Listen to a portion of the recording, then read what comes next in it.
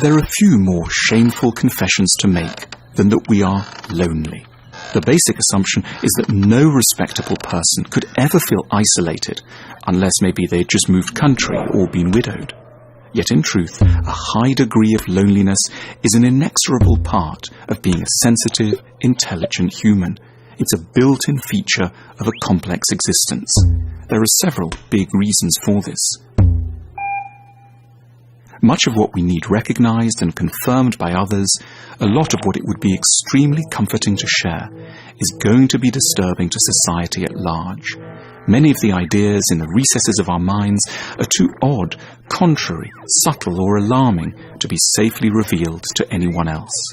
We face a choice between honesty and acceptability, and, understandably, mostly choose the latter.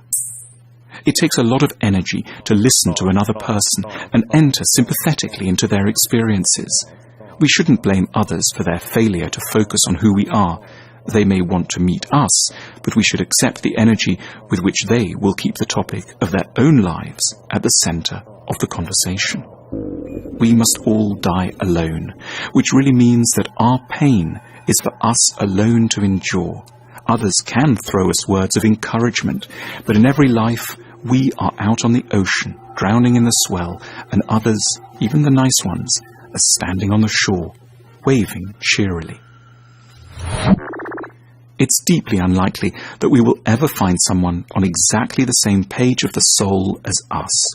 We will long for utter congruity, but there will be constant dissonance because we appeared on the earth at different times, are the product of different families and experiences, and are just not made of quite the same fabric.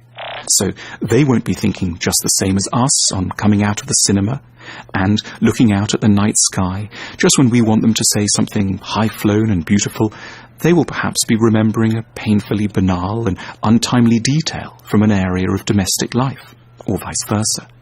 It is almost comic. We will almost certainly never meet the people best qualified to understand us, but they do exist. Probably they once walked past us in the street, though neither of us had the slightest idea of the potential for connection. Or maybe they died in Sydney 2 weeks ago, or won't be born until the 22nd century. It isn't a conspiracy. We would just have needed a lot more luck.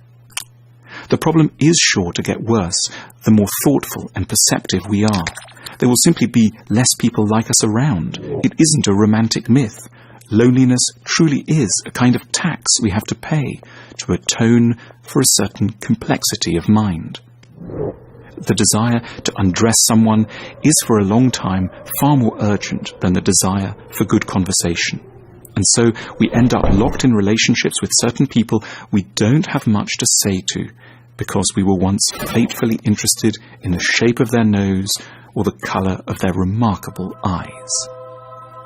And yet, despite all this, we shouldn't be frightened or discomforted by our pervasive loneliness.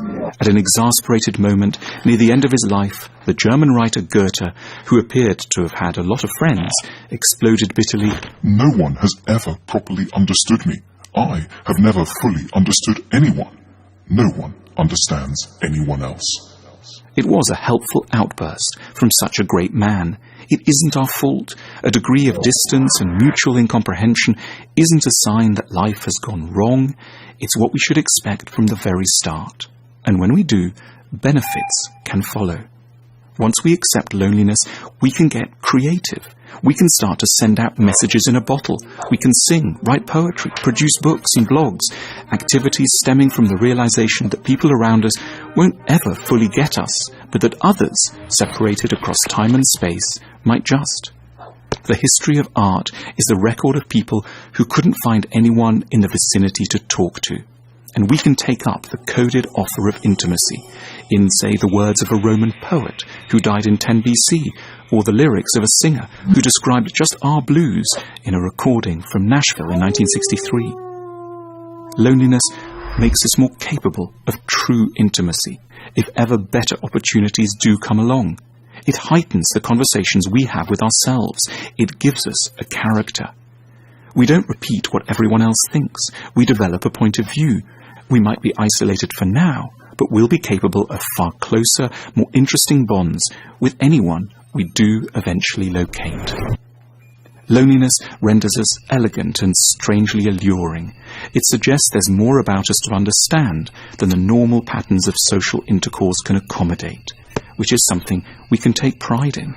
A sense of isolation truly is, as we suspect but usually prevent ourselves from feeling from fear of arrogance, a sign of depth. When we admit our loneliness, we are signing up to a club that includes the people we know from the paintings of Edward Hopper, the poems of Baudelaire, and the songs of Leonard Cohen. Lonely, we enter a long and grand tradition. We find ourselves, surprisingly, in great company. Enduring loneliness is almost invariably better than suffering the compromises of false community. Loneliness is simply a price we may have to pay for holding on to a sincere, ambitious view of what companionship must and could be.